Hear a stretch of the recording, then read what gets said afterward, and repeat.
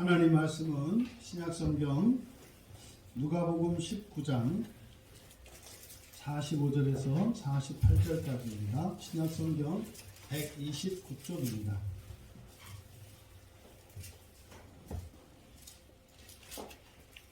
신약성경 129쪽 누가복음 19장 45절에서 48절까지 우리 함께 읽겠습니다. 성전에 들어가사 장사하는 자들을 내쫓으시며 그들에게 이르시되 기록된 바 내 집은 기도하는 집이 되리라 하였거늘 너희는 강도의 소굴을 만들었도다 하시니라. 예수께서 날마다 성전에서 가르치시니 대제사장들과 서기관들과 백성의 지도자들이 그를 죽이려고 꾀하되 백성이 다 그에게 귀를 기울여 들으므로 어찌할 방법을 찾지 못하였더라. 아멘. 기도합니다.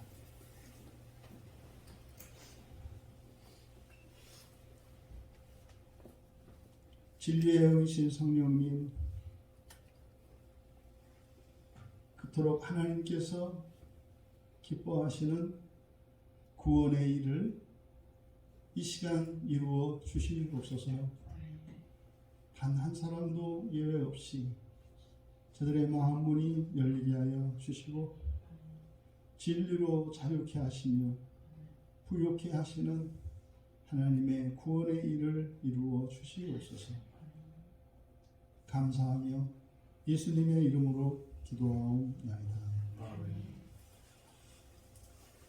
주일 예배에 참석하신 여러분 모두를 환영하며 축복합니다. 또 인터넷으로 불편한 가운데 예배에 참여하고 있는 모든 지체들 동일한 은혜와 복을 부어주시기를 축복합니다. 오랜 미국 생활을 마치고 오랜만에 예배에 참여하신 우리 강연한 목사, 우리 강연이 특별히 미국에서 얼마나 교회가 그리웠겠습니까? 오늘 특별한 은혜가 더 부어질 줄 믿습니다. 설교의 제목은 강도의 소굴된 성전의 회복입니다. 예수님께서 성전에 들어가셨다. 그리고 장사하는 자들을 내쫓으셨다. 예수님이 성전에 들어가서 장사하는 사람들을 내쫓을 수 있었던 이유는 누가복음 2장 49절에서 성전을 내 아버지의 집이라고 말씀하셨기 때문입니다. 내 집이니까 내가 다른 사람을 내쫓을 수 있는 거예요. 그래서 예수님이 이 들어가신 이 성전, 성경에 우리말 그 신약 성경에는 이 성전이라고 하는 표현이 이제 크게 두 가지가 있습니다. 그러니까 우리가 성전에 대한 기본적인 이해가 필요한데 성전을 둘러싸고 있는 성벽, 성전의 담장이죠. 성전의 이 벽 전체, 그 안에 있는 전체를 성전이라고도 하고, 그런데 그 성전의 벽 안에는 이방인의 뜰도 있고 또 여인의 뜰도 있고, 그리고 이제 레위 지파와 또 제사장들만 드나들 수 있는 절대 공간으로서의 성소가 또 있습니다. 그러니 우리가 이제 성소다라고 했을 때는 바로 제사장들만 들어갈 수 있는 실내의 공간을 말해요. 그러니까 거기가 이제 하나님께 성소에 들어가서 이제 등불에 불을 밝히고 또 진설병을, 그러니까 마치 옛 하나님이 살아계신 한 사람처럼 이렇게 밥상을 차려드리는 거죠. 성전에서 계신 하나님, 그러니까 거기에 하나님이 계시다는 것을 우리가 형식적으로 제사장들이 들어가서 등불을 밝히고 거기에 떡을 갖다 놓습니다. 그걸 진설병이라고 해요. 그것을 먹기는 제사장들이 먹습니다만, 그런 행위는 마치 실제로 하나님이 성전 안에 계시다는 것을 믿는 믿음의 행위예요. 실제로 이 땅에 성전을 하나님께서 지으시라고 하셨던 첫 번째 목적이 뭐냐면 내가 거할 곳이에요. 하늘에 계신 하나님이 이 땅에 거할 장소를 지정해 주신 거예요. 사실은 말이 안 되는 겁니다. 하늘에 계신 하나님이 어떻게 죄로 타락한 이 세상 가운데 거하시겠어요? 그런데 하나님께서 이스라엘 백성들과 함께 거하기 위해 하나님 자리를 마련하라는 거예요. 이게 1차적인 성전의 목적입니다. 그래서 성전의 가장 중요한 목적은 하나님과의 사귐이에요. 만약에 여러분 가정 안에서 누군가가 외톨이로 지내고 있다고 생각을 해보세요. 다른 가족들끼리는 대화도 하고 같이 식사도 하는데 누구 한 사람만 가족들 다른 누구와 아무런 이야기도 하지 않고 혼자 고립되어 있는 모습을 생각해 보라 이 말이죠. 그러니까 하나님이 우리 가운데 오신 거예요. 그것은 함께 하시기 위해서. 그래서 성전의 첫 번째 목적은 하나님과의 교제, 하나님과의 사귐이에요. 이게 이 예배당도 마찬가지입니다. 어쨌든 그렇게 그 성전을 그래서 하나님이 지으시라고 하셨는데 그 안에는 하나님의 자리가 있어요. 여기는 지성소라고 합니다. 그러니까 이 교회 예배당을 3등분 한다면 맨 앞에 있는 이 강단. 그래서 보통 예배당에서 이 강단을 특별시 하는 것은 상징적인 의미예요. 그러니까 성막이 이렇게 3등분해서 이 앞에 있는 이 부분이 언약궤가 있는 지성소라고 합니다. 거기가 하나님 자리예요. 그리고 그 앞에 요거에 이제 2배 넓이가 되는 요 앞에 있는 공간, 여러분들이 앉아 계신 요 공간, 여기를 성소라고 해요. 성소. 그 다음에 그 바깥에 현관과 계단, 이 건물 전체, 여기를 성전이라고 할 수 있는 거죠. 그래서 성전 안에, 넓은 의미의 성전 안에 성소가 있고 성소 안에는 또 지성소가 있다. 이렇게 여러분들이 이해를 하셔야 돼요. 그러면 신약 성경에서는 그냥 성전이라고 되어 있어서 전체, 담장 안에 있는 전체를 나타내느냐, 아니면 제사장들만 드나들 수 있는 성소를 말하느냐가 구분이 되어 있지 않아요. 그런데 지금 여기서는 맨 앞에 누가복음 1장 9절에 있는 성전은 바로 성소입니다. 성소. 제사장들만 드나들 수 있는. 그러니까 지금 여러분이 앉아 계신 이유가 뭐냐면 여러분들이 거룩한 제사장들이기 때문에 여기 앉아 계신 거예요. 그러니까 세상 가운데에서 예수 믿는 사람들을 제사장이라고 합니다. 그래서 요 안에 온 거예요. 요 안에.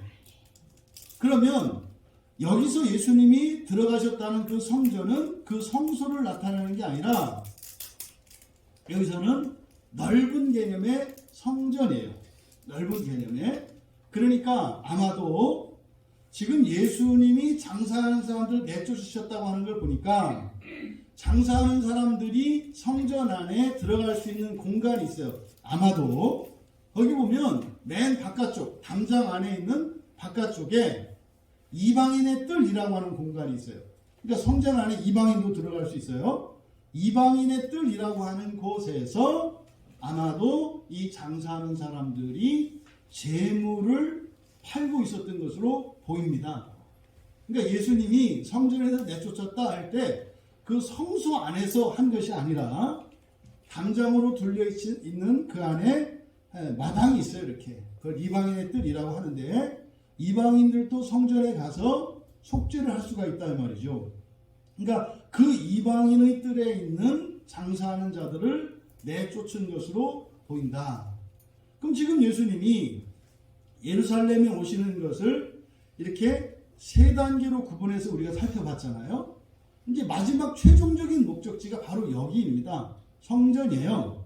그런데 예수님이 이 성전에 들어가신 사건, 이것은 모든 문제의 중심에 들어간 거예요. 이것은 이스라엘의 신앙의 문제뿐만 아니라 삶의 문제까지. 무슨 말씀이냐면 여러분의 신앙생활과 여러분의 인생의 모든 문제들이 있지 않습니까? 그 모든 문제의 해결책이 여기에 있어요. 이 성전에. 이것을 우리들로 보면은 신앙으로 볼 수가 있습니다. 당시 이 성전의 문제가 무엇이었냐? 어떻게 이 성전 안에서 사람들이 이렇게 장사를 하고 있었냐? 이때 장사는 무슨 뭐 아이스크림을 팔고 뭐 이렇게 그런 게 아닙니다. 여기서 장사하는 사람들은 절대 자신들이 장사꾼이라고 생각하지 않아요. 왜냐하면 하나님께 제사를 드리려면 이때는 제물을 드려야 하니까 제물이 흠없는 제물이어야 해요. 병들어도 안 되고요. 예? 어디 다쳐서도 안 되고요. 예? 흠없는 온전한 제물이어야 돼요. 그러면 이 사람들이 제사를 드리기 위해서 뭐 예루살렘에서 사는 게 아니라 아주 먼 곳에서 살아요. 그럼 아주 멀리에서부터 뭐 많게는 한두 달에서부터 적게는 뭐 몇 주에 걸쳐서 성전까지 제사 드리러 오는 거예요. 그러면 집에서 제물을 들고 오는데요. 오는 동안에 이 제물이 다칠 수도 있고 병이 날 수도 있고 그래요. 그러니까 항상 제사 드릴 때 문제가 되는 거예요. 집에서는 아주 흠없는 어린 양을 들고 왔는데 오는 중간에 다쳐버리거나 뭐 병이 들어버리는 일이 있어요. 그러면 제사를 드려야 될 제물이 없어졌으니까 난감한 겁니다. 그럼 뭐 다시 돌아가서 제물을 가지고 와야 되겠습니까? 그래서 그때 이 사람들이 편의를 위해서 생각해낸 것이 뭐예요?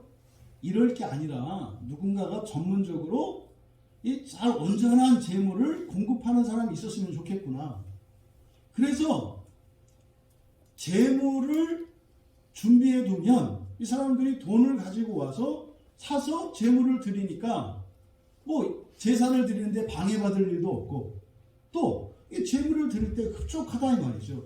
그래서 이 성전의 이방인들 안에서 제물을 장사하는 사람들이 생겨난 거예요. 그러니까 이 사람들은 단지 돈 번다만 생각한 게 아니라 명분이 있다 이 말이죠. 제사를 위해서. 그러니까 사실은 불가능한 일이죠. 성전 안에 장사를 한다는 것은 불가능한 일이에요. 그런데 여기서 이들이 이렇게 장사하고 있는 것으로 보아서 첫째, 제사장들이 허락해 줘야 돼요. 그러면 장사하는 사람들도 제사장 만나서 이야기하지 않았겠어요? 아, 뭐 이렇게 사람들 불편하고 그런데 우리가 들어가서 해주십시오. 그게 뭐 이제 뒷돈을 받았겠죠. 이게 사실은 이 성전을 섬기는 일은 레위지파만 할 수 있어요. 그리고 성전을 섬기는 것은 제사장들만 할 수 있고요. 그런데 레위지파도 아닌 사람들이 들어와서 재물을 관리한다는 것은 그게 겉보기에는 아무리 흠없고 건강해 보이는 양이라도 할 수 없어요.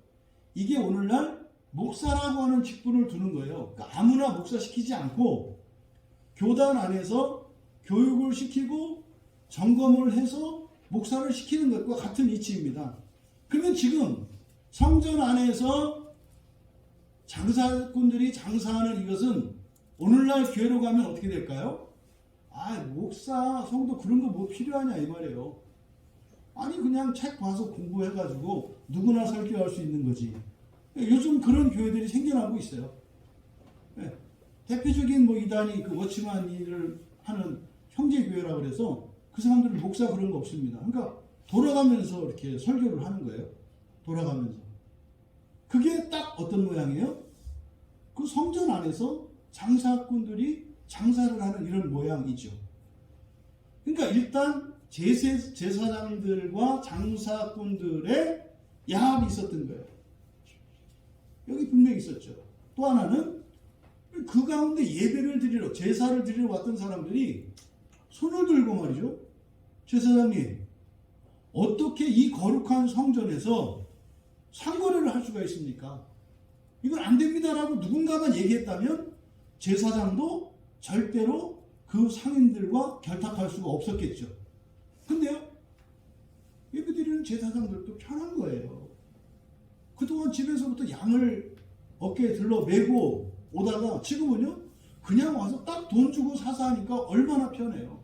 그러니까 그들도 이건 아닌데 하면서 그러는 거죠. 아유, 제사장님이 하시면 그냥 순종해야지. 그러니까 하여튼 그런 일에만 순종을 잘하죠. 그러니까 이렇게 의로운 일에는 순종하지 않고 이렇게 죄의 길에는 어쩌면 그렇게 마음이 착착 들어맞는지. 그래서요, 누군가가 공동체 내에서 한 사람만 손들어도 교회 공동체는 타락하지 않아요. 그러니까 지금 이런 상황인 겁니다. 그러니까 지금 예수님이 들어가서 장사하는 사람들을 내쫓았다라고 하는 이 상황을 통해서 우리가 알 수 있는 것은 뭐냐? 지금 이스라엘의 신앙과 이들의 삶이 총체적으로 부패했다는 것을 알 수 있어요. 그러면 예수님이 여기서 그 장사치들을 내쫓는 이것은 뭐겠어요? 바로 회복을 위한 겁니다. 성전의 기능을 회복시키고 이들의 신앙을 회복시켜 주시려고 하는 거예요. 여러분 조심하실 게 있어요. 이렇게 성전 정결 사건이라고 보통 이 사건을 이야기를 하는데 잘못한 것을 벌주고 바로잡는 게 중요한 게 아니에요. 왜 그러는가? 목적이 중요해요. 성전의 원래의 목적이 뭐라 했습니까? 하나님과 하나님 백성들의 사귐이라고요. 사귐. 이게 제일 중요해요. 근데 문제는요, 하나님은 거룩하셔서 죄 있는 사람은 거룩하신 하나님 앞에 갈 수가 없어요. 왜냐하면 죄 있는 자가 거룩한 하나님 앞에 가면 죄로 말미암아서 죽게 됩니다. 그래서 부득이하게 성전의 2차적인 기능이 뭐냐면 속죄예요. 그러니까 속죄는요, 속죄 자체가 목적이 아니라 속죄를 하는 이유가 뭐예요?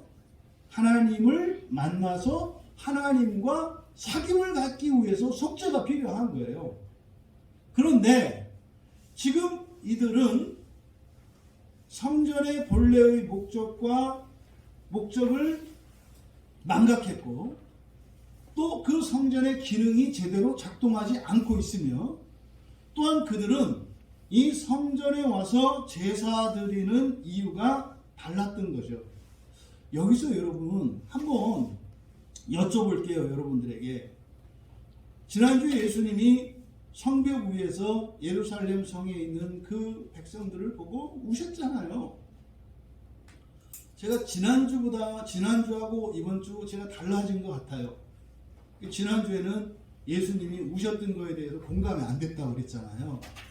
근데요, 저도 이렇게 형광등인지 이제 이 본문을 보면서는 예수님의 마음이 이제 좀 느껴져요. 그러니까 제가 좀 바뀐 것 같아요. 그러니까 읽으면서도 다시 한번 본문을 읽으면서도 자꾸 예수님 마음이 이렇게 이제 와닿는 거예요. 마음이 아파요. 그러면 지금 그렇게 성벽에서 바라보고 오셨던 예수님이 성전에 딱 들어왔더니 장사치들이 이렇게 드글드글대고 있는 이곳에서 그들을 내쫓는 이 예수님의 마음이 어떠셨을까요? 마치 그런 거죠. 여러분이 바깥에 나갔다가 들어왔는데 애들이 집을 난장판 만들어 놓은 거죠. 네? 난장판 만들어 놓고 이렇게 아주 절대로 가까이 하면 안 되는 아주 못된 아이들을 데려다가 집안에서 놀고 있는 거죠. 그때 여러분의 마음이 어떨까? 지금 이 기사는요, 마태복음, 마가복음, 누가복음 이 세 개를 공관복음이라고 한다고 했잖아요. 마태복음, 마가복음, 누가복음을 공관복음이라고 하고 그 다음에 네 번째 요한복음 이렇게 네 개의 복음서가 있어요. 그러니까 성경에 있는 사건들을 보면 어느 책에만 있는 특수 사건이 있고 또 두 권 내지 세 권에 이렇게 겹쳐있는 사건이 있어요. 겹쳐있는 사건들은 굉장히 중요한 사건이에요. 필수적인 사건이에요. 빼면 안 되는 사건이에요. 그 중에 하나가 바로 이 사건이거든요. 예수님이 성전에 들어가서 장사한 사람들을 내쫓았던 이 사건은 마태복음, 마가복음, 누가복음, 요한복음에 다 기록되어 있는 사건이에요. 이게 뭡니까? 아주 필수적이고 중요한 사건인 거예요. 굉장히 중요한 의미인 거예요. 그런데 이 누가만 좀 다르게 표현합니다. 마태복음에 보면은요, 마태복음 21장 12절에는 예수님이 의자를 엎으셨다 그래요. 의자를 둘러 엎으셨다. 또 마가복음 11장 15절에 가면은 상과 의자를 뒤엎으셨다. 그리고 요한복음에는요, 아예 노끈으로 채찍을 만들어가지고 양이며 소며 막 채찍으로 후려쳐서 다 내쫓고 돈도 없고 상도 없고 이렇게 했다 그래요. 여러분, 굉장히 화난 장면이죠. 그러잖아요, 여러분. 집에서 누가 밥상을 없고 이러면은 이건 굉장히 심각한 상황 아니에요. 근데 예수님이 그런 일을 하실 것 같아요? 안 할 것 같아요? 안 하실 것 같은데 하신다고요. 그리스도인은 착한 사람들이 아니라고 그랬어요. 강도가 딱 왔는데 돈 내놔 그랬더니 예수님께서 오른뺨을 때리고 왼뺨을 데려가 있으니까 돈 여기 있고요. 제가 전화하면 이렇게 소금 전화 이체해 드릴 수 있는데 이렇게 이체해 드릴까요? 바보 멍청한 시절이죠. 악한 자들에게 이렇게 가만히 있으라는 이야기가 아니에요. 그런 사람한테는 어떻게 해요? 물론 봐서 괜히 이렇게 돈만 뺏길 거 얻어맞으면 안 되잖아요. 봐서.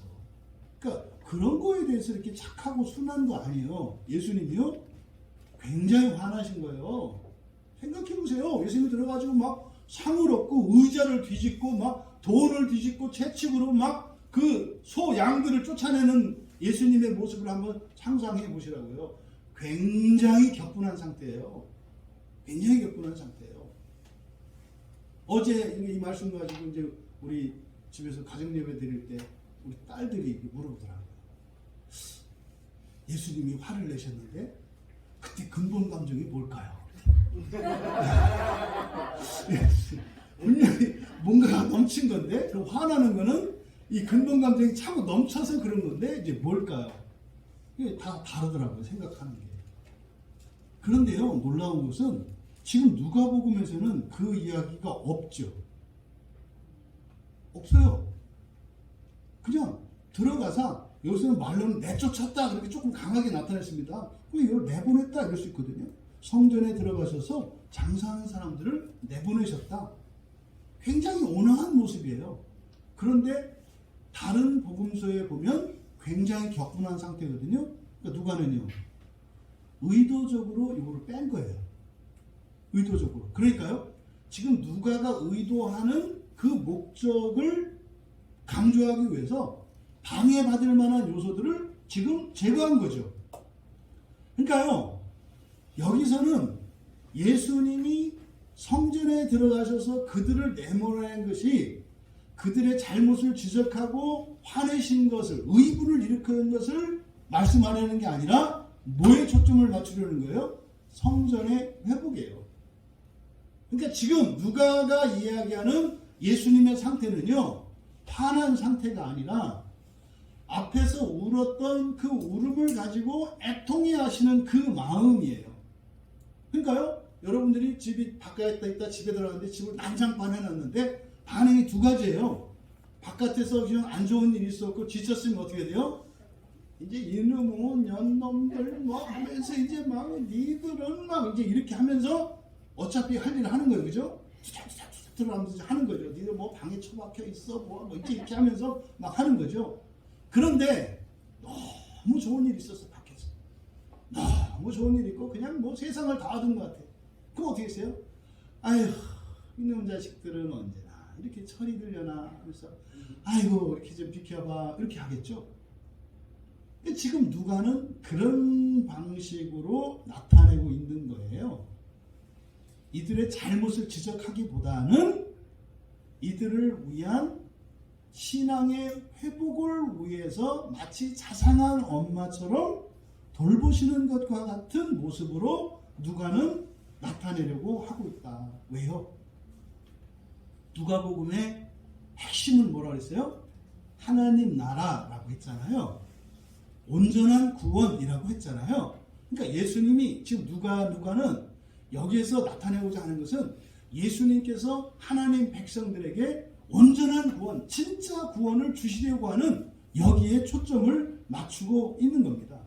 그래서 다른 곳에서는 예수님이 하셨던 격한 행동들에 대한 보도를 배제하고 간단한 사실만 얘기하고 있다. 그리고 예수님께서 이렇게 말씀을 하셨어요. 내 집은 기도하는 집이 되리라 하였거늘. 기록된 바 내 집은 기도하는 집이 되리라 하였거늘. 이것은 이사야서, 구약성경 이사야서 56장 7절의 일부 인용입니다. 그러니까 이사야서 56장을 인용하신 거예요. 그리고 나서 두 번째로 하신 말씀, 너희는 강도의 소굴을 만들었도다. 여기는 예레미야 7장 11절의 일부 인용이에요. 그러니까 지금 여기서 예수님께서 말씀하신 것은 이사야서 56장과 예레미야 7장의 내용을 간략하게 이 두 문장으로 나타낸 거예요.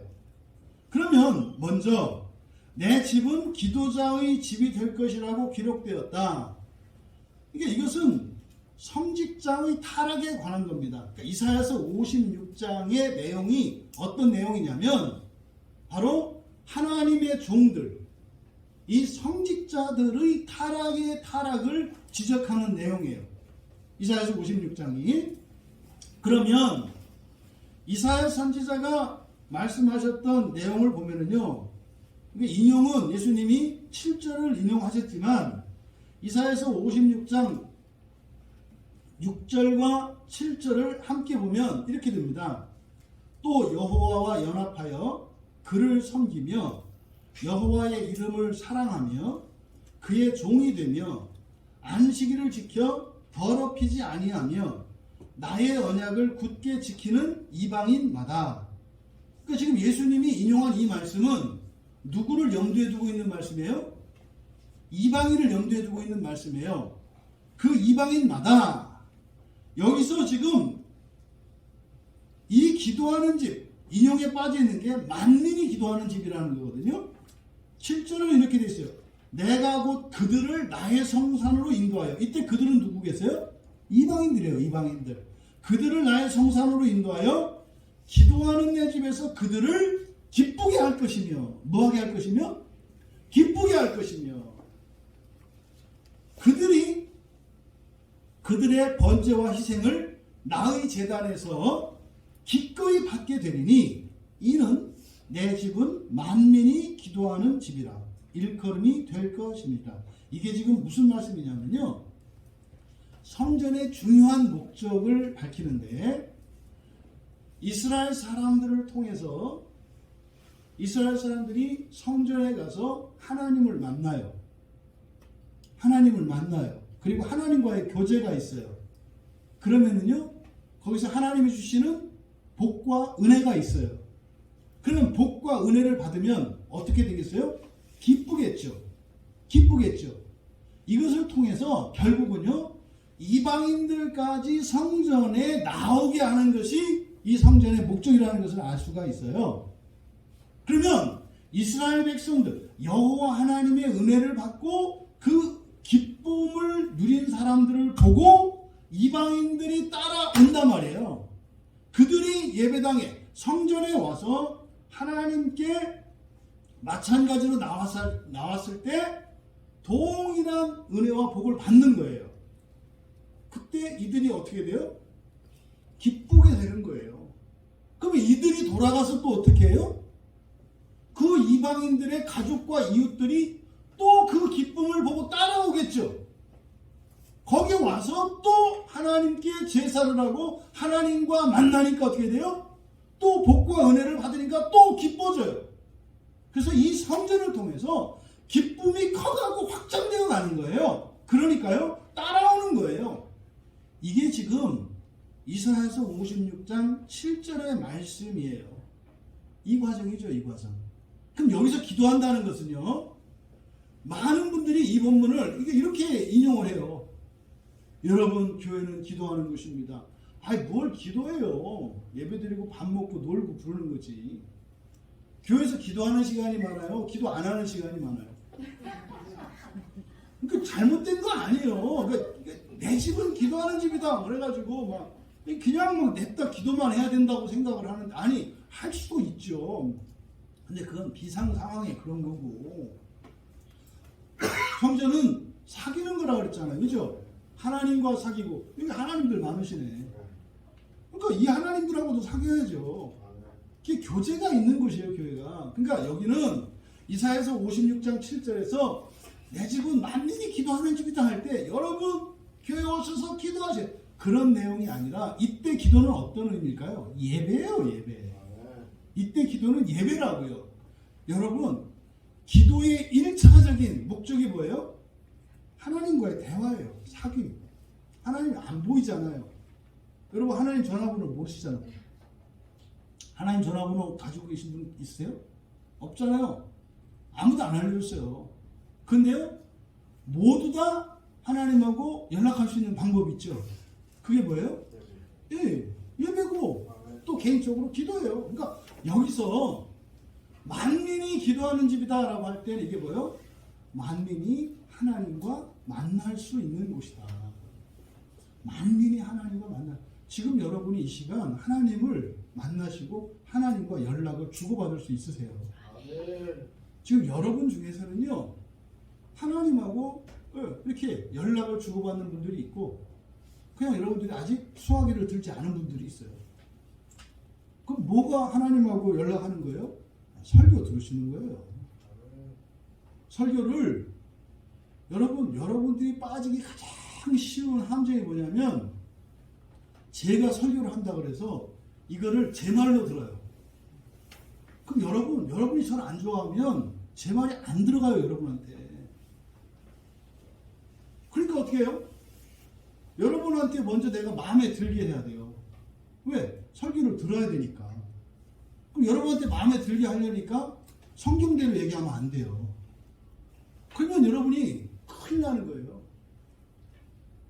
나는 여러분이 보시기에 여러분 마음에 들어서 내 얘기를 잘 들으실지 몰라도 알맹이가 없는 하나님의 말씀이 없는 얘기를 정말 귀신 씨나라 까먹는 소리나 하고 있으면 여러분들은 망하는 거예요. 그러니까 여러분, 다른 때는 몰라도 예배 가운데 설교할 때는 저를 사람으로 보시면 안 돼요. 이 시간만큼은 저를 높여라 이런 얘기가 아니에요. 이 시간만큼은요, 하나님의 대언자로 보셔야 돼요. 구약의 백성들이 모세를 보고 두려워했던 것처럼 일단 목사가 강단에 서 있는 이 순간만큼은, 또 이 설교만큼은 여러분이 두렵고 떨리는 말씀으로 받으셔야 돼요. 이게 하나님과 소통하시는 거예요. 이게 여기서 만민이 기도하는 집이라고 하는 것이 그런 의미다. 근데 이때 만민은 이방인을 염두에 두고 있는 거예요. 그런데 이 이방인의 뜰에 있는 이놈들이 하나님을 만날 생각은 안 하고 뭐 하고 있어요? 물건 팔 생각을 하고 있잖아요. 그런데 이게 누구 잘못이라는 거예요? 이사야서 56장은 누구의 타락을 가리키는 본문이나 성직자 제사장들의 잘못을 지적하는 본문이에요. 그러니까 기뻐서 성전에 나와서 하나님을 만나고 하나님으로부터 신령한 복과 은혜를 받아서 더 기뻐하며 돌아가야 될 이방인들을 여기서 돈 몇 푼이나 버는 것으로 만족하게 만든 너희 제사장놈들, 이게 잘못됐다라고 지적하는 게 이사야서 56장의 말씀이라고요. 근데 예수님이 그런 말을 다 생략하시고 이 말씀을 간단히 인용을 하셨죠. 그러니까 여기서 여러분, 기도하는 집이다. 우리가 기도에 대해서 공부를 했습니다만, 여기에 나오는 기도는 프로슈케예요. 이 프로슈케가 의미하는 바는 뭐라고 했습니까? 그냥 이것 주세요, 저것 주세요. 이거는 간구라고 그랬죠. 이 프로슈케는 약속의 기도예요. 약속의 기도. 약속의 기도는요, 하나님이 약속하지 않으신 것을 여러분들이 백날 달라고 해봐야 뭐 주실 수도 있고 안 주실 수도 있어요. 근데 그건 될 수도 있고 안 될 수도 있어요. 그러니까 그러잖아요. 어떤 분들이 기도를 하면 반드시 들어주신다 고 말씀하실 때도 있고, 또 그렇다고 뭐 들어주는데 다는 아니다 또 이렇게 말씀할 때도 있잖아요. 왜요? 기도의 종류가 다르기 때문에 그래요. 기도의 종류가. 그러니까 모든 것을 들어준다 할 때는 이 프로시케, 약속의 기도를 말하는 거예요. 성경에 있는 약속을 가지고 하나님 앞에 이것 주세요 하면 반드시 됩니다. 반드시 돼요. 그런데 성경에 약속되어 있지 않더라도 여러분의 필요를 따라 여러분의 소원을 따라 하나님께 구할 수도 있어요. 이거는 데시스라고 그래요. 이건 간구예요. 간구. 이거는요, 응답이 될 수도 있고 안 될 수도 있어요. 기준은 뭘까요? 여기서 하나님 마음이요 이런 생각하고 있으면 여러분이 하나님한테 이렇게 심사가 꼬부러진 사람들이에요. 하나님 마음이 아니라 그게 여러분에게 좋은 것이면 주세요. 여러분에게 나쁜 것이면 절대로 안 주세요. 그러니까 성경에 있는 약속의 기도가 아니라 여러분의 어떤 소원을 가지고 기도를 하는데 웬만큼 했는데 안 돼. 그러면 어떻게 하셔야 돼요? 아니야, 두드리면 열릴 거라고 했어. 이렇게 하면 안 돼요. 그럴 때 어떻게 해야 돼요? 이게 나한테 좋은 게 아닌가? 이렇게 생각을 해보셔야 되는 거예요. 생각을. 근데 해보니까 좋은 거일 것 같아요. 그러면 계속 기도하는 거예요. 근데도 또 안 돼요. 그럼 또 생각을 해보는 거예요. 왜 이게 바로 응답이 안 되지? 이게 왜 나한테 해가 되지? 그러면 그때 여러분에게 지혜가 생겨요. 아, 큰일 날 뻔했다. 내가 까먹고 있었네. 이게 만약에 됐더라면 그 뒤에 어떤 일이 있었겠구나. 이걸 깨닫게 되는 거예요. 그리고 나서 어떻게 해요? 구하던 이것을 잠시 내려놓고 하나님, 제가 보니까 이러이러한 약점이 있었네요. 이런 죄가 있었네요. 그걸 기도하는 거예요. 그러니까 이걸 내려놨잖아요. 그리고 나를 온전케 해주시기를 기도했잖아요. 기도가 받겠잖아요. 회개했잖아요. 근데 어느 날 보니까 그게 와 있어. 이런 방식으로 되는 거예요. 이런 방식으로. 기도가. 그러면 여기서 지금 어쨌든 예수님이 말씀하실 때 프로시케라는 약속의 기도를 말씀하셨어요. 그러니까 이것은요, 이 약속의 기도를 이루려면 어떻게 해야 되겠습니까? 첫 번째, 하나님의 약속을 알아야 될 거 아니에요. 여러분이 하나님 약속을 다 까먹고 있는데 뭐 좋은 거 있죠. 하나님, 제가 기억하지 못하시더라도 하나님은 잊지 아니하시는 분이시오니 알아서 약속하신 것을 저에게 주시지요. 이거는 말이 안 되는 거예요. 그 말이 안 되는 거예요. 뭐 마음의 중심으로 하시고 이상한 거 갖다 막 붙이지 마시고, 약속의 기도는 여러분들이 약속이 무엇인지를 먼저 알고 그것을 여러분의 입술로 구해야 돼요. 이게 약속의 기도를 하는 방법이에요. 그러니까 약속을 아는 사람과 모르는 사람은요, 어마어마한 차이가 있어요. 어마어마한 차이. 똑같은 그리스도인을 하더라도 왜 어떤 사람은 그렇게 복을 받고 살아가고 어떤 사람들은 왜 그냥 복 껍질도 안 오는가?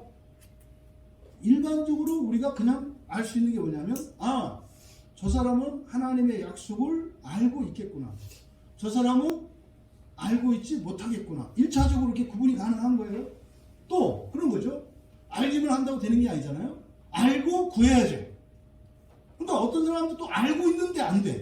그럼 어떻게 할 수 있겠다? 저 사람은 알고 있는 약속을 믿음으로 하나님께 기도하고 있구나. 저 사람은 알고 기도를 안 하는구나. 이렇게 알 수 있는 거예요. 그러니까 보면 알아요. 이 집사님이 알아. 성경을 잘 알아. 근데 그분의 삶 속에, 그분의 가정이나 일터 가운데 복이 없어. 복은요, 현찰이에요. 아멘. 두 가지예요. 복은 영적인 복이 있고 물질적인 복이 있어요. 근데 영적인 복도 반드시 나타나요. 영적인 복이 임하면은요, 일단 피부에서 빛이 나요. 영적인 복이 임하면. 그러니까 피부가 빛나요. 여러분, 그 피부를 빛나게 하는 화장품은 비싸죠? 그렇잖아요. 이게 코팅하는 거는 그래도 웬만한 건 하지만 완전히 피부에서 이렇게 속에서 빛나게 하려면 그 뭐 이렇게 비싼 화장품이잖아요. 영적인 은혜를 받으면 반드시 나타나는 게 얼굴빛이 변해요. 그러니까 예뻐, 멋있어, 그렇게 돼요. 우리 남성들은 또 이게 다 자기들이 잘생긴 줄 알아가지고 별로 은혜를 못 받아. 이 말에. 근데 여성들은 다 자기가 못났다고 생각하기 때문에 이게 좀 구미가 땡기죠. 영적인 복을 받으면 여러분의 신체적으로 그것이 나타나요. 그때요, 병도 고쳐지고 하는 일들이 실제로 일어나요. 영적인 복이. 근데 이런 얘기를 하면 이제 조심스러운 게 뭐예요? 이게 주객이 전도될까봐. 아, 그래? 그러면 그걸 위해서 영적인 복을 이렇게 하면 안 돼요? 이게 그냥 부수적인 거. 그런데 어떻다? 현세적이고 물질적인 복도 임해요. 실제로 임해요. 2022년은 우리 광야교회 모든 교인들은 정말 이 영적인 복과 물질적인 복을 전부 다 누리고 경험하기를 바라요. 아멘. 그리고 아낌없이 그냥 주를 위해서 내놓을 수 있는 아멘. 그런 전환점이 되기를 바라요. 아멘. 진짜로. 그러니까 순수한 마음이에요, 여러분. 사심 없어요. 그렇게 되기를. 그래서요, 진짜 주님으로 만족하고 기쁘게 살아갈 수 있는 그런 한 해가 되었으면 좋겠다 이 말이에요. 청년들 너무 염려하지 마라. 은혜 받는 거 두려워하지 마라. 은혜 받으면 내가 놀지도 못하고 재미도 못 볼 거라고 생각하는데 아니야. 재미 보고 놀 수 있고 진짜로 기쁘게 살 수 있어. 진짜로. 예수 안 믿는 애들이 하는 것보다.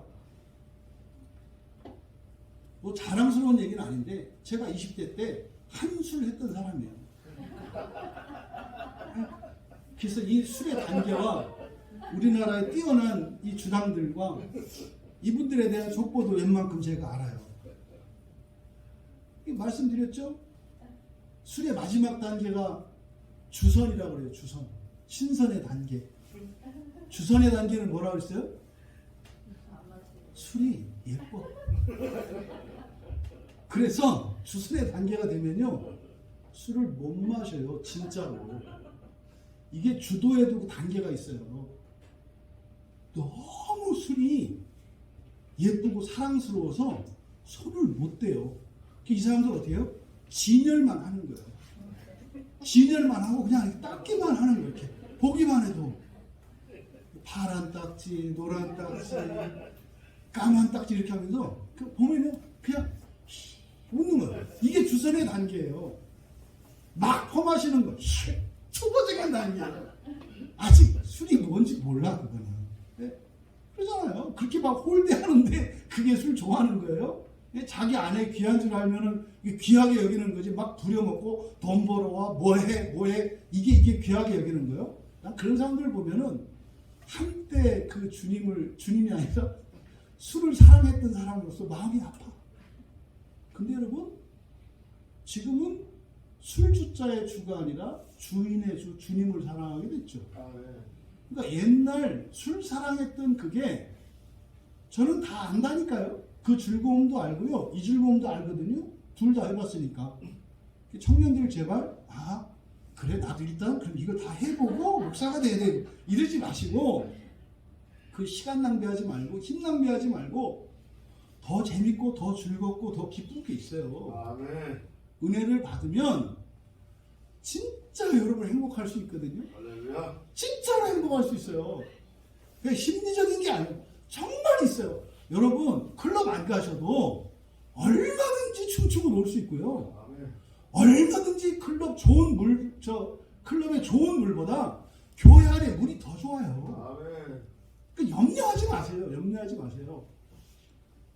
이 복을 올해 다 누리시기 바랍니다. 아멘. 진짜로. 왜요? 증인이 필요해서 그래요. 증인이 필요하다고요. 증인이. 예수를 제대로 믿으면 되는 거구나.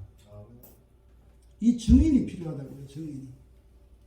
저는 말씀으로 여러분들한테 전할 뿐이고 증인의 역할은 여러분들이 하셔야 돼요.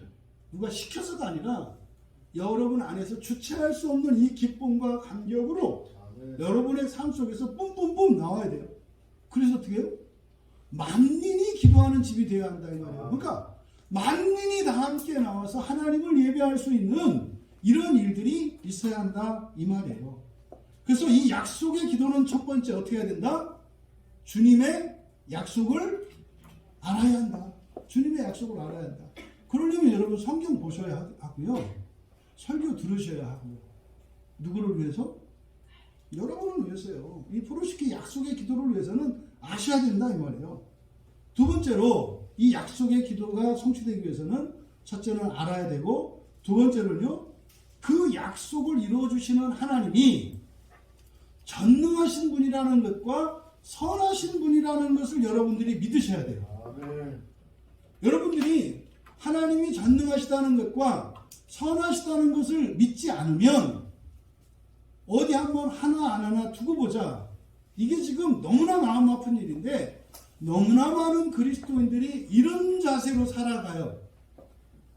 아니, 과일집에 가도 먼저 맛을 보고 수박을 사는 건데 내가 예수님 당신을 믿는데 나한테 맛보기라도 줘야 될 거 아니에요. 이 말을 하는 사람은 당신은 이미 먹어봤어. 그 맛있는 거 아니니까 한번 또 시식을 한 번 더 하자고 하는 거지. 안 먹어본 사람은 그런 얘기도 안 해요. 기대감도 없기 때문에. 근데 여러분이 어떻게? 일단 약속을 이루시는 하나님이 전능하시고 선하시다는 것을 믿어야 한다. 전능하고 선하시다는 것을 믿어야 한다. 그래서 믿어야 한다는 것은요, 믿느냐 안 믿느냐의 문제가 아니에요. 기다림 때문에 그래요. 하나님의 시간과 나의 시간에 시간차가 있어요. 이 믿음이 필요한 것은 이 기다림의 시간 때문이에요. 헷갈린단 말이에요. 하나님 이거 못하나? 또 하나님 이거 안 해주나? 헷갈린다고요. 그래서 이때 믿음은 믿느냐 안 믿느냐라고 하는 초보적인 것이 아니라 이미 약속의 기도를 한 사람이니까 믿는 사람이잖아요. 버티는 사람이에요. 하나님 이루어주실 때까지 인내할 수 있는 것을 말하는 거예요. 세 번째는요, 약속은 그래서 반드시 이루어질 소망이잖아요. 하나님의 약속은 소망이에요. 소망은 뭐예요? 이루어진 거예요. 언제? 미래에. 희망은 될 수도 있고 안 될 수도 있는 거예요. 희망은. 그런데 소망은 이미 미래에 이루어진 것을 소망이라고 해요. 그러니까 소망은 될 수도 있고 안 될 수도 있는 게 아니라 이미 이루어진 거예요. 그러니까 소망은 뭐 하면 돼요?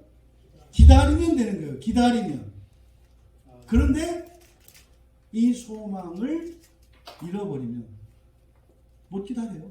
그래서 세 번째로 이 소망을 갖고 하나님께 예배하는 거예요. 약속의 기도가 성취되는 첫 번째, 약속을 알아야 한다. 두 번째, 약속을 이루어주시는 하나님이 전능하시고 선한 분이시라는 것을 믿어야 한다. 세 번째, 그 소망, 반드시 이루어지는 그 소망을 갖고 예배하는 거예요. 소망을 갖고 예배하는 거예요. 그러면 그 소망을 갖고 예배할 때 나에게 뭐가 있겠어요? 감사가 있겠죠. 감사가 있겠죠. 여러분들이 예배에서 하나님께 드려야 될 가장 우선적이고 기본적인 예물이 그래서 감사인 거예요. 감사는 그냥 감사라는 게 아니라 이미 여러분 삶 속에 이루어진 것으로도 감사합니다만 소망으로도 감사할 수 있으셔야 돼요. 이러면 이 약속의 기도는 반드시 성취됩니다. 그러니까 이 약속의 기도의 중심은 결국 어디에 있어요? 예배에 있어요. 하나님 앞에 나오는 거. 예배에 있어요. 그러니까 성전에서 드리는 이 예배, 그러니까 오늘날 우리는 말하면 교회에서 드리는 이 예배를 통해서 언약 안에 있는 그 약속을 받음으로써 기쁨을 누릴 수 있다는 말이에요. 이게 내 집은 만민이 기도하는 집이라 일컬음이 될 것이라는 말씀이에요. 이게 그냥 기도하라는 이 얘기가 아니라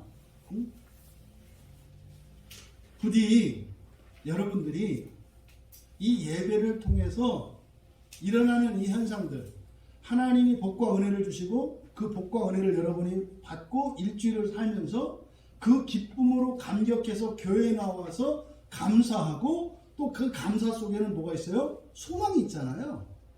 또 이루어주실 그 약속, 이루어주실 소망에 대한 그 기대를 갖고 또 감사하는 거죠.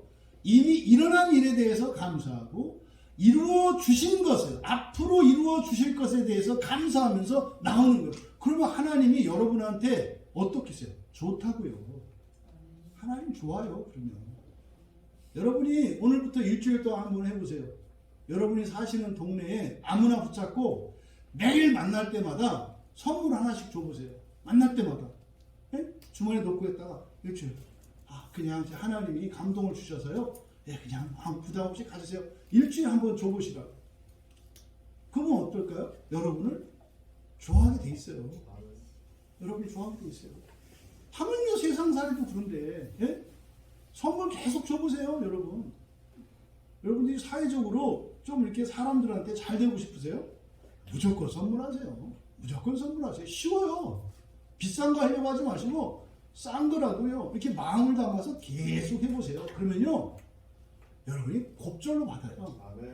그거는 예수 안 믿는 사람도 그런 처세를 아는데 그럼 하나님과의 사이는 어떻겠냐 말이에요. 어? 여러분이 예배할 때 감사의 예물을 들고 왔잖아요. 네? 여러분들이 오늘 예배 나왔잖아요. 하나님께 선물을 드리시는 거라니까. 헌금을 왜 해요? 선물을 드리는 거라니까. 그럼 하나님이 어떻게 했어요? 하나님도 좋아하세요. 뭐 하나님이 뭘 그런 걸 갖고 그래? 하나님은 매우 인간적이세요. 매우 인간적이에요. 그러면요, 하나님이 가만히 계시냐니까요. 여러분이 여러분 아랫사람에게 이렇게 선물을 받았을 때 그 사람보다 못한 걸로 해요? 더 나은 걸로 해요? 더 나은 걸로 하잖아요. 얼마만큼? 자기가 뭐 더 나은 만큼. 하나님이 어떤 걸 주시겠냐? 그 복을 누리시라는 거예요. 그러니까 지금 예수님께서 내 집은 기도하는 집이 되리라. 이게 무슨 말인지 아시겠죠? 하나님의 복과 은혜를 받고 기뻐하고 이러는 건데 그러지 못해. 누구 때문에? 성직자들 때문에. 너무나 많은 성실하고 경건한 그리스도인들이 교회에 오는 목적이 일하기 위해서 가시는 거 아십니까? 너희는 제사장을 들으니까 성전을 섬겨야 돼. 지금 예수님이 이 말씀을 하는 거예요. 이 땅에 이 시대에 저와 같은 목사들에게 예수님이 주시는 말씀이죠. 네? 이거는 내 집은 만민이 기도하는 집이다라고 하는 내 집은 기도하는 집이라는 이 말씀은 누구한테 주신 거예요? 저 같은 성직자들, 목사들한테 주신 말씀이에요. 똑바로 하라고. 너희 교회 교인들이 교회 예배 드리고 이렇게 하면 내가 복을 주고 은혜를 줘서 그들의 삶 속에 그들의 마음과 그들의 가정과 일터에 복을 받게 될 건데 너 뭐 하고 있니? 사실 여러분의 삶 속에 가난, 질병 이런 부분에 상당한 부분의 책임이 목사에게 있어요. 여러분이 가난하고 여러분이 아프고 여러분 가정에 불화가 있고 상당 부분 목사의 책임이에요. 이게 지금 예수님께서 인용하신 이사야서 56장의 말씀이라고요. 그러니까 이거 지금 성직자들, 제사장들에게 주신 말씀이에요. 두 번째로 그러나 너희들은 그것을 강도의 소굴로 만들었다. 여기서 이거는 예레미야 7장의 말씀이라고 했잖아요. 예레미야 7장의 인용이에요. 이게 7장 11절이 이렇게 되어 있습니다. 내 이름으로 일컬음을 받는 이 집이 너희 눈에는 도둑의 소굴로 보이느냐? 보라, 나 곧 내가 그것을 보았노라. 여호와의 말씀이니라. 이 말씀을 가져다 썼는데요. 이 예레미야 7장도 성전과 관련된 가르침이에요. 그런데 예레미야 7장 9절과 10절을 읽으면 이렇게 되어 있습니다. 너희가 도둑질하며, 여기서 너희는 저 아닙니다. 여러분이에요. 너희가 아까 제가 맞았잖아요. 이제 여러분 맞으세요. 자, 너희가 도둑질하며 살인하며 간음하며 거짓 맹세하며 바알에게 분향하며 너희가 알지 못하는 신들을 따르면서. 성경이 여러분 이렇게 하셨다는데요. 지난 한 주 동안 여러분이 이렇게 하셨대요. 제가 얘기한 게 아니라 도둑질했다고 그러고요, 살인했다고 그러고요, 간음했대요. 그리고 거짓 맹세했대요. 그리고요, 바알에게 분향했대요. 우상에게. 그것뿐입니까? 알지 못하는 신들을 따랐대요. 여러분들은 뭐만 되면 된다 생각하고 살았다면 그게 지금 요거예요. 알지 못하는 신들을 따랐다는 게. 이것만 되면 될 거야. 이것만 되면 될 거야. 이게 지금 성경의 가르침이에요. 그리고 10절에 내 이름으로 일컬음을 받는 이 집에 들어와서 내 앞에 서서 말하기를 우리가 구원을 얻었나이다 하느냐?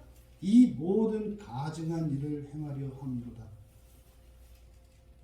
여러분이 지금 하나님 앞에서 예배를 드리겠다고 이러고 계십니까? 여러분들이 거룩한 신자라고, 여러분들이 예수를 믿었으니 천국 갈 거라고 그 확정을 지금 하고 계십니까? 그 얘기를 하는 거예요. 그리고 나서 예레미야 7장 11절에서 너희들이 보기에 이 교회가 도둑의 소굴로 보이냐 이 말이에요. 네 마음대로 살다가 와서 예배를 드리면 너는 기독교인이고 너는 구원받은 거로 보이느냐? 예배자의 거룩한 삶에 대한 추구 없이 여러분들이 지난 일주일 살면서 거룩함에 대한 추구 없이 살았어요. 그것을 예배라고 하는 이 형식을 통해서 여러분의 죄책감을 상쇄시키려고 하는, 그래서 기껏해야 심리적인 평안과 만족을 얻으려는 이 시도가 잘못되신 것임을 통렬하게 지적하는 게 예레미야 7장이에요. 여러분, 예레미야를 통해서 여호와 하나님께서 주신 말씀은 너희들 교회 와서 헌금하고 뭐하고 이걸 내가 바라는 게 아니라 너희들과 함께 있고 싶은 거야. 함께 있고 싶은 거야. 마음을 터놓고 이야기하고 싶고 너희들의 필요가 무엇인지 도와주고 싶고, 이게 예레미야 7장을 통해서 주시는 말씀이에요. 지금 예레미야 7장에는요 바로 하나님과의 사귐이라고 하는 1차적인 그 목적을 상실했고, 성전이 또 그것을 위해서 필요한 2차적인 기능이 속죄예요.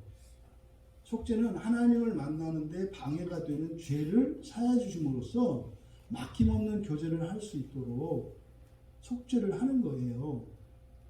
그런데 일주일 동안은 마음대로 자기 하고 싶은 대로 살면서 뭐 주일날 타국닦고 와서 예배를 드린다고 해서 네가 안전하다고 믿느냐 이 말이에요. 하나님은 반드시 여러분을 봅니다. 하나님은 절대로 여러분을 놓지 않으세요. 예수님은 여러분을 너무너무 보고 싶어 해요. 눈에 눈을 마주하고요, 이렇게 보고 싶어 하세요. 그런데요, 거룩하지 않으면 갈 수가 없어요. 그래서요, 지옥에 던져서라도 죄를 정화시키고 거룩하게 하세요. 여러분 절대로 하나님에게서 못 떠나가요. 여러분이 심지어 지금 이 순간부터 예수를 안 믿기로 작정하고 예배도 안 드리고 나는 기독교인이었는데 나 교회 끊었어요 뭐 이렇게 산다고 하더라도 하나님으로부터 끊어지는 게 아니에요. 이미 예수님의 몸이 됐다고요. 그 얘기는 뭐예요? 반드시 예수님이 지옥에 넣어서라도 정화시켜요. 신자가 지옥 간다는 게 나쁜 게 아니에요. 구원받지 않는다는 얘기가 아니거든요. 반드시 거룩하게 부활시키신다는 이야기예요. 근데요, 사는 동안 그렇게 할 수 있도록 성령을 보내주셔서 도와주시는데, 여러분의 삶에 필요한 것뿐만 아니라 여러분의 본성을 바꾸시는 일을 한다고요. 그것의 중심이 예배인데 예배가 어디서 드려져요? 성전, 오늘날은 교회. 이 교회도 성전이라니까요. 여기서 일어나는 일이 그런 일이에요. 여러분, 결국 예수님이 말씀하시는 바, 인용하신 이 말씀을 통해서 하시는 말씀이 뭡니까? 결국 성직자들도 타락했고 예배자들도 하나님을 만나고 하나님과 함께 사귐을 갖겠다고 하는 이런 간절한 소원도, 완전한 구원에 대한 소망도 상실했기 때문에 여기를 강도의 소굴이라고 하는 거예요. 제가 여러분에게 하나님 말씀 가운데 있는 그런 기쁨과 진리 안에서 누리는 자유와 또 하나님이 약속하신 복을 여러분들에게 전하지 않고, 제가 전한다 할지라도 여러분들이 그것에 대한 기대가 없고 또 여러분들이 거룩함에 대한 추구가 없이 일주일을 매일같이 살아간다면 여기는 강도의 소굴이 되는 거예요. 이거는 예수님이 정죄하고자 하는 것이 아니라 누가복음에서 예수님의 마음은 어떤 마음이라고요? 긍휼히 여기는 마음이에요. 야, 그 좋은 거를 왜 그걸 활용하지 못하고 왜 그냥 생고생을 하고 있냐? 이 말씀이다, 이 말이에요. 그리고 그들을 내보내시고 예수님이 하신 일이 뭐예요? 47절에 예수께서 날마다 성전에서 가르치시니, 앞서 말씀드렸죠. 이 약속의 기도가 회복되는 첫 번째가 뭐라고 했어요? 하나님의 약속을 아는 것이다. 그러니까 예수님이 가르치신 것은 뭐에 관한 거겠어요? 하나님의 약속에 관한 것이겠죠. 그걸 가르치셨겠죠. 그러면 이 하나님에 대한 약속, 이것을 앞에서 뭐라고 하셨습니까? 너희들이 알았으면 좋았을 뻔. 알지 못하는 게 뭐라 했어요? 평화에 관한 지식을 모르고 있다고 그랬잖아요. 그러니까 그 약속이라는 게 곧 평화에 관한 지식이고, 성경에 있는 모든 약속을 합치면 뭐가 될까요? 성경에 땅도 주고 돈도 주고 명예도 주고 능력도 주고 권세도 주고 아름다움도 주고 건강도 주고 영생도 주고 다 준대요. 그걸 다 합치면 두 글자로 뭐가 될까요? 두 글자로? 두 글자만 하세요. 예? 예? 예? 다 합치면 뭐가 될까요? 예? 구원도 두 글자 맞아요. 근데 그 잘 막 해보세요. 예? 예수. 평화에 관한 지식이 핵심이 뭐라고 그랬어요? 예수가 그리스도다 그랬잖아요. 그러니까요.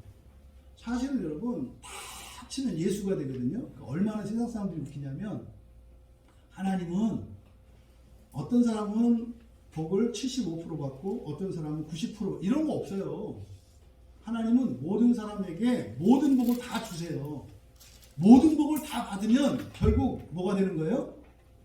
예수가 되는 거예요. 모든 복을 다 받으면 예수가 되는 거예요. 근데 뭐라고 한 줄 아세요? 아유 하나님 그까지는 마시고 99.9%만 주셔서 그냥 사람으로 복 누리고 배 터지게 살다 죽게 하소서, 이렇게 한다고요. 모든 복을 합치면 예수가 되는 거예요. 그래서 예수 닮기 원한다. 이게 무슨 말이에요? 모든 복을 다 받기 원한다 이 말이에요. 근데 여러분 받아들일 때 뉘앙스가 다르죠. 모든 복을 받기 원합니다 할 때는 가슴이 꽉 차지 않아요? 근데 예수를 닮기 원합니다 하면 왠지 좀 쎄하지 않아요? 이게 왜 그래요? 심각하게 우리의 지성이 병들었기 때문에 그래요. 같은 말인데 못 알아들어. 그거 아시죠? 1 더하기 1은 2. 모르는 사람 없어요, 이 자리에. 네. 그치, 민지 알지? 1 더하기 1이. 이거 왜 박수 안 쳐주세요? 훌륭하잖아요. 1 더하기 1이 이거 알잖아요. 그럼 보세요. 1 더하기 1이 2라는 거 여러분 다 아시죠? 그거 모르면 1 더하기 1이 2라는 걸 모르면 뭐라고요? 간첩?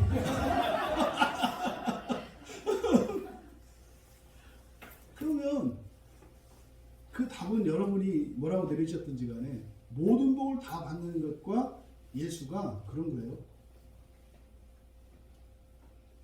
느껴지시나요? 1 더하기 1이 2라는 것도 모르고 있구나. 이게 우리 수준이에요. 1 더하기 1이 2라는 것을 등식이라고 하잖아요. 등식을 모르면 등신이 되는 거예요. 어떻게 이걸 모르나? 그러니까 모든 복을 다 받는 게 예수가 되는 것이라는 것이 성경에서 가르쳐주는 아주 초보적인 등식이에요. 그러면 지금 예수님께서 말씀하신 그 내용들, 약속의 말씀이겠죠. 그렇죠? 그러니까 그들이 알아야 할 앞에서 말씀하셨던 평화에 관한 지식, 그러니까 예수 그리스도에 대한 지식인데 이게 결국은 모든 복에 대한, 모든 약속에 대한 말씀인 거죠. 그러니까 여러분, 성전이 만민이 기도하는 집이 되기 위한 첫 단추는 뭐예요? 약속의 말씀이라는 것을 알 수 있어요. 그렇죠? 그러면 약속의 말씀이라는 것은 결국 뭡니까? 예수 그리스도에 관한 지식이에요. 여러분의 인생은요, 예수 그리스도를 아는 지식에 비례합니다. 여러분이 얼마나 잘 사느냐 못 사느냐는 여러분이 속해 있는 그 나라의 부와 비례합니다. 아시죠? 30년 전에 우리나라에서 중산층이라고 해봐야 별거 아니에요. 30년 전에. 지금은 어마어마하잖아요. 그렇죠? 우리가 선교하는 스리랑카에서 대학교 졸업한 사람이 받는 초봉이 20만 원 정도 돼요. 거기 대학교 가기가 우리나라 흔히 말하는 인서울 정도 그 이상 돼요. 경쟁률이 어마어마하게 치열합니다. 거기가. 근데 그 정도 졸업을 하고 첫 번째 받는 월급이 20만 원 정도 받아요. 그거 갖고 보통 4인 가족이 살거든요. 그러니까 나라가 가난하니까 그래요. 그럼 여러분 벌써 앗소리 나오잖아요. 4인 가족이 20만 원 갖고 산다고 뭐 하겠어요? 예, 진짜로 손가락 빨면서 살아요. 진짜로. 은유가 아니라 진짜로. 배고프니까 어떻게 해요? 손가락 빨아요. 진짜로. 그러니까 국부가 너무나 중요해요. 그런 것처럼 여러분들이 잘 살고 싶으십니까? 현실적으로? 그러면 예수님에 대해서 많이 아세요. 왜요? 예수님을 많이 아는 것은 약속을 많이 아는 거니까 그럼 받을 게 많겠네요. 많이 받으시면 많이 잘 되시겠네요. 근데 사람들이 이거는 모르고 그냥 냅다 이렇게 열심히만 하려고 한다 이 말이에요. 여러분, 하루 종일 녹차밭에 가서 죽으라고 그 찻잎을 따야, 예? 죽으라고 따봐야 2,000원 받아요. 아침부터 저녁까지 찻잎을 죽으라고 따야 2,000원 받는다고. 2,000원. 자민이 할래? 그냥 네가 2,000원 주겠지. 그럴 땐 차라리 2,000원 주고 시키면 되잖아. 그렇죠? 그럼 여러분이 여기서 2,000원을 글리 보내면은요, 하루 종일 차밭에서 일해야 할 사람이 성경 볼 수 있는 시간을 확보해요. 하루 2,000원을 주면. 그런 거예요. 여러분, 예수를 아는 지식에 열심을 가지세요. 왜요? 여러분, 복 받으시라고 하는 거예요. 그러니까 성경 보는 것은, 설교를 듣는 것은 왜 그런다? 복 받으려고 하는 거예요. 복 받으려고. 잊지 마시라고요. 그냥 이렇게 막연하게 어떻게 하면 되고 이러지 않아요. 굉장히 구체적이에요. 기독교 신앙은. 또 그러면 예수님에 관한 지식은 뭐겠습니까? 성경에 기록된 예수님의 말씀과 예수님의 삶이겠죠. 1차적으로. 또 그 예수님의 말씀이 또 그 알아듣기가 어려워요. 그래도 제자들이 풀어놓은 게 뒤에 있는 서신서들인 거죠. 그래서 성경에 있는 모든 말씀이 예수님에 관한 말씀이고요. 특별히 예수님이 사셨던 삶의 행적들, 그것이 예수님에 관한 지식이에요. 그거를 여러분들이 알아가세요. 그게 여러분, 예를 들어서 월급을 많이 주는 회사에 들어가는 게 우선이지, 월급을 10분의 1밖에 주지 않는 회사에서 죽으라고 일해봐야 더 늘어나지 않아요. 그러니까 예수님을 아는 지식을 늘려가는 것은 하드웨어를 키우는 거예요. 하드웨어를. 네? 여러분의 인생을 바꾸는 거라고요. 또 그러면 예수님에 관한 지식이 막연하게 주어져 있느냐? 그렇지 않아요. 그 약속이 성취되는 과정과 방법과 때에 대한 구체적이고 실효성이 있는 말씀이에요. 그러니까 그 약속이 어떻게 성취되는지 그 과정과 또 어떻게 성취할 수 있는지 그 방법과 또 그 때에 대해서 가르쳐주고 있어요. 성경 안에.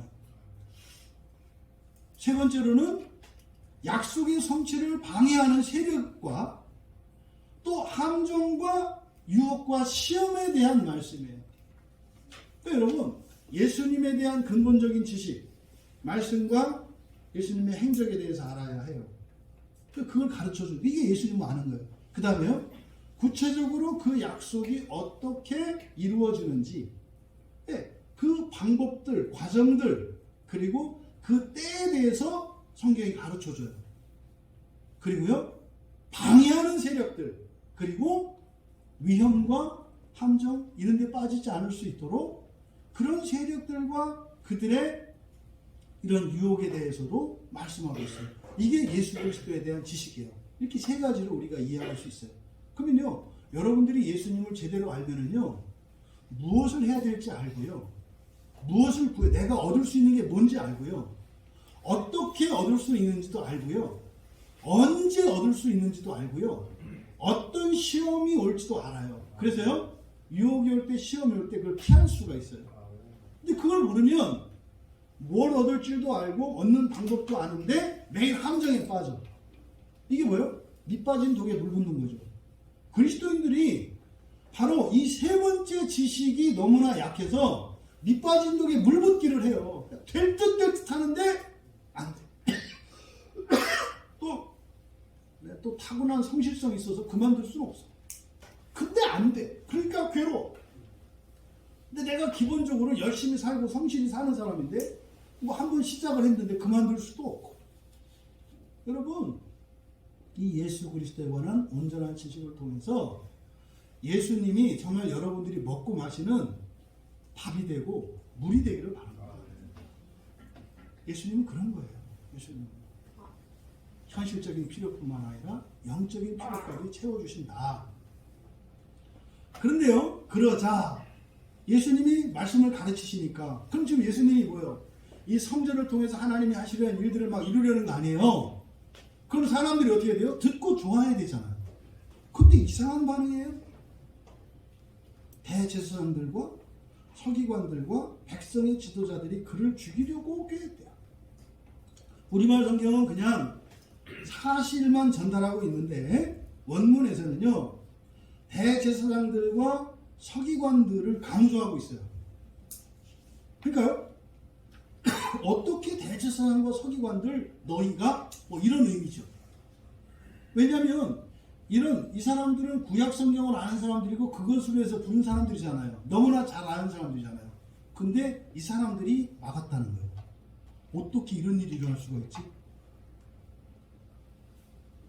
예수를 믿고 살아갈 때 엄청난 복을 누리는 그 지식을 알고 있는 이들이 예수님이 하면은 옳습니다 이렇게 하고 환호하지 않고 어떻게 동조해야 될 사람들이 어떻게 반대를 하지? 누가 지금 이걸 강조하고 있어요. 그래서 여기 세 번째 있는 지도자들, 백성의 이거는 맨 뒤에 원래의 자리에 있고요. 대제사장과 서기관들은 문장의 맨 앞에. 이 헬라어에서는 주어를 앞으로 보내지 않아요. 항상 동사가 앞에 와요. 동사가. 그리고 주어가 뒤에 옵니다.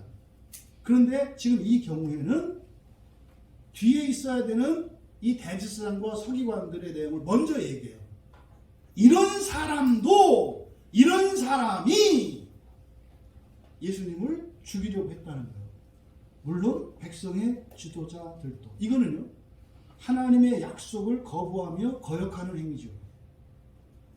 또 약속의 말씀의 성취를 방해하고 심지어 그 약속을 없애려고 하는 시도죠.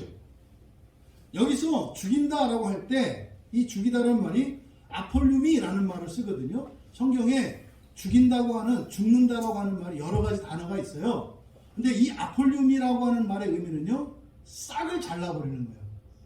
아폴륨이는 싹을 잘라버리는 거예요. 싹을 잘라버리는 거예요. 그러니까요, 지우개로 연필을 쓴 글씨를 지우개로 지우는 거예요. 이게 아폴륨이에요. 그러니까 여기서 예수님을 죽이려고 한다 할 때 아폴륨이라고 하는 것은 뭘 없애려고 하는 거예요? 약속의 말씀을 없애려고 하는 거예요. 약속의 말씀을. 결국 하나님 나라에 대한 복음인데요, 그거를 지워버리려고 하는 거예요. 누가? 그 일을 위해서 부르심을 받은 자들이. 예? 이상한 말이잖아요. 이런 일이 일어났다는 거죠. 여러분, 요한복음 8장에 보면 예수님이 진리를 말하니까 죽이려고 그래요. 똑같은 사건이죠.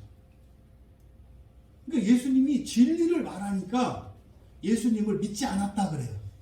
그러니까 예수님이 막 기적을 일으킬 때, 병 고쳐주고 귀신을 쫓아내고 막 이럴 때는 사람들이 예수님을 믿고 막 따라다녔어요. 근데 진리를 말하니까 예수님을 믿지 않았다 그래요. 희한하죠? 희한하죠? 그러니까 이 진리는요, 쉽게 받아들일 수 있는 게 아니에요. 진리를 말하면요, 믿지 않아요. 요한복음 8장 40절과 45절에 보면 이 내용이 나와요. 예수님이 진리를 말하니까 예수님을 죽이려고 하고, 예수님이 진리를 말하니까 금방까지 믿던 놈들도 예수님을 안 믿더라 이 말이에요. 그러니까 진리는요, 이해할 수 없는 거예요, 여러분. 여러분이 하나님의 자녀 된다는 거, 여러분이 하나님 나라에 가서 온 세상을 재창조한다는 거, 이거는 이해할 수 있는 게 아니에요. 왜요? 진리이기 때문에. 진리는요, 어둠 속에 있다가 나온 사람이 보는 빛과 같아요. 아파요. 그리고요, 이해될 수 없는 거예요. 그런데 신기한 것은요, 정작 진리를 믿고 전해야 할 자들이 반대한다는 거예요. 이거는 2000년 동안 계속되었어요. 예수님이 지금 진리를 말하는데 죽이려고 하잖아요. 오늘날 누군가가 진리를 말하면 어떡할까요? 사람들이 환호할까요? 절대로 그러지 않아요. 절대로 그러지 않아요. 진리의 편에 사람들이 많이 서지 않아요. 그러니까 여러분들이 만약에 진리를 따라간다면요, 많은 사람들과 함께 넓은 길에 있지 않을 거예요. 어쩌면 외지고 후미진 것 같은 좁은 길 같은 곳에 있을 거예요. 이게 성경의 가르침이에요. 예수님이 앞서 말씀드렸잖아요. 좁은 문으로 들어가라. 좁은 문으로 들어가라. 그러니까 진리라는 게 이래요. 진리라는 게. 하지만 죽이려고 꽤 했지만 백성이 다 그에게 귀를 기울여 들으므로 어찌할 방도를 찾지 못했다. 여기서 알 수 있는 중요한 사실, 진리를 듣고자 하는 이들이 있으면 진리는 선포된다는 거예요. 진리를 듣고자 하는 이들이 있으면 진리가 선포돼요. 2000년 동안 교회가 완전히 사라지지 않고 성경을 잃어버리지 않고 성경을 우리가 이렇게 보존할 수 있었던 것은 누구 때문이에요? 진리를 듣고자 하는 사람들 때문이에요. 진리를 듣고자 하는 소수의 사람들 때문에 오늘날까지 이 성경을 우리가 보존할 수 있었던 거예요. 그러면 보존된 이 진리의 말씀으로 그 복을 누리시는 것이 관건이죠. 지금 예수님이 성전에 들어가서 장사치를 내쫓고 가르치셨다라고 하는 이 말씀의 내용이 이겁니다. 여러분은 예수님 편에 있습니까? 아니면 대제사장과 서기관들 편에 서 있습니까? 뭐 이렇게 물어보면 다 예수님 편이요 이럴 거예요. 준민이는 예수님 편에 서 있니? 대제사장과 예수님을 죽이려는 대제사장과 서기관 편에 서 있니? 예수님 편이라고 하잖아요. 왜 누군 박수 쳐주고 누군 안 쳐주세요? 그럼 여러분, 예수님 편에 서시길 바라요. 그런데 지금 제가 물어본 것처럼 물어보면 다 여러분 예수님 편에 선다고 할 거예요. 근데 그거는 희망사항이죠. 여러분의 실존은 어떨까요? 이건 여러분 냉정한 거예요. 객관적인 거예요. 여러분에게 예배가 어떤 의미입니까? 이걸 가지고 여러분들이 예수님 편에 서 있는지 대제사장과 서기관 편에 서 있는지를 여러분 자신을 아시면 돼요. 우리는 다 예수님 편에 서고 있는 사람이에요. 여러분 자신을 점검하십시오. 설교를 정리하겠습니다. 첫 번째로 자신을 점검하십시오. 여러분이 누구 편에 서 있는가. 이거 점검하셔야 돼요. 여러분도 모르는 사이에 여러분이 진리를 가로막는 자가 될 수 있어요. 이런 일이 일어나서는 안 돼요. 예배가 여러분을 변화시키고 그래서 여러분의 삶을 기쁘게 하고 그래서 한 주일의 삶을 살고 예배당으로 달려와서 그 하나님의 구원의 은혜를 감사하고 그렇게 예배하고 있습니까? 그러면 여러분 예수님 편에 서 계신 거 맞아요. 만약에 여러분 중에 누군가가 예배를 마치고 나간 이후로 일주일 동안 그냥 여러분 마음대로 여러분 하고 싶은 대로 살다가 주일이 되어서 교회 나와서 일주일 살았던 드러내고 싶지 않은 이런 죄들에 대한 죄책감을 상쇄시키고 있다면 여러분들은 이 바리새인 대제사장들 편에 서 있는 것이에요. 그럼 우리 교회는 강도의 구렬이 될 겁니다. 여러분, 이 성전이신 여러분의 몸과 전인격을 회복하시기 바랍니다. 두 번째로 예배는요, 나를 변화시키고 매주마다 변화된 나로 새로운 인생을 살게 하는 이런 참된 예배자의 기쁨을 누리며 사시기 바랍니다. 여러분, 저에게는 능력이 없어요. 저에게는 그런 지혜도 없고 저에게는 그런 돈도 없어요. 여러분을 도와드릴 거 없어요. 그런데요, 이 예배는요, 여러분의 현실의 모든 문제, 여러분들의 심리적인 문제, 관계의 문제, 이 모든 것을 해결할 수 있는 답을 줘요. 주님께서 모든 문제의 답을 이 예배를 통해서 주세요. 그런데 여러분 각자에게 필요한 해답은 여러분이 직접 찾으셔야 돼요.